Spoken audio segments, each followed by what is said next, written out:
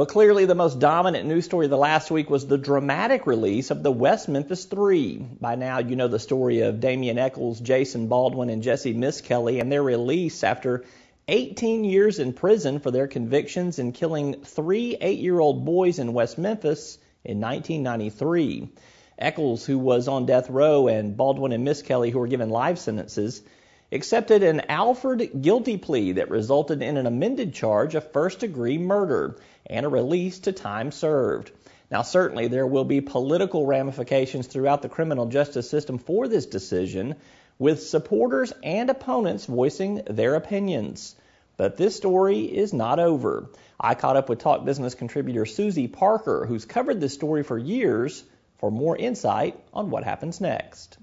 All right, Suzi, to begin with, you've monitored this case and its twists and turns for years. Tell me, how shocked, how surprised were you by this sudden turn of events? Very shocked. As a reporter who has covered it for years, I was prepared to go to Jonesboro in December for the evidentiary hearings, but all of a sudden we have this surprise mystery hearing that was announced on Thursday. Rumors started circulating that 2, possibly 3 of the West Memphis Three would be released, and by Friday afternoon it was a done deal and they were out. Well, what are the West Memphis Three going to do now for their livelihood, or even just in the immediate future?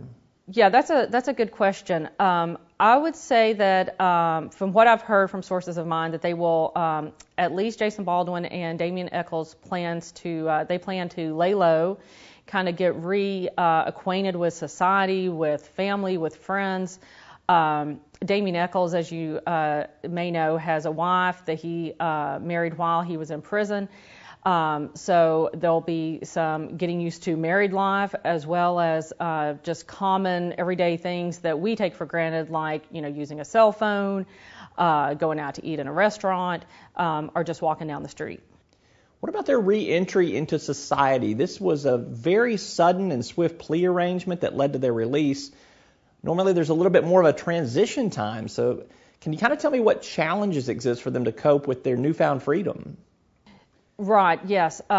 Experts I've talked to from around the country, psychologists, parole board members, sociologists, say that this is shocking, and few people have heard that of someone being on death row one day and being out on the streets the next. Usually there's a process that a inmate would go through, and prisons are set up to kind of cope with release into the outside world.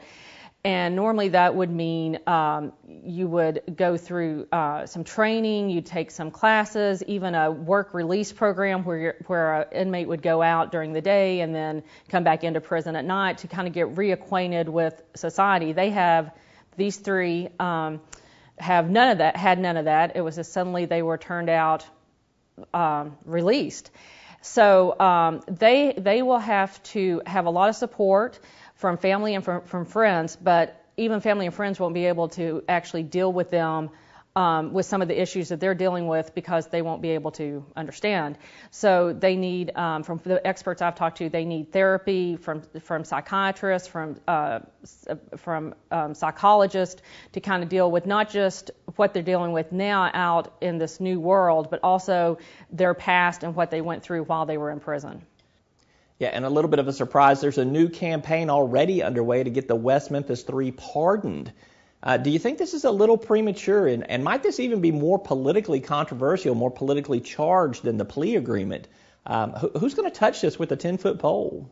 I don't think it's too soon. I think that the West Memphis Three advocates want to see complete freedom for these 3 men. They want this to be very clearly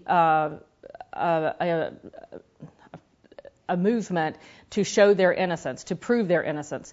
So I don't think it's premature. Knowing the people that I know who are involved, I could see them starting this on Monday. Politically, yes, it is hot, a very hot issue.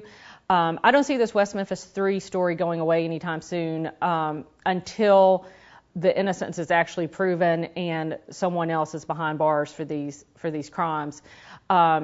Governor Mike Beebe could, governors have pardoned people in the past.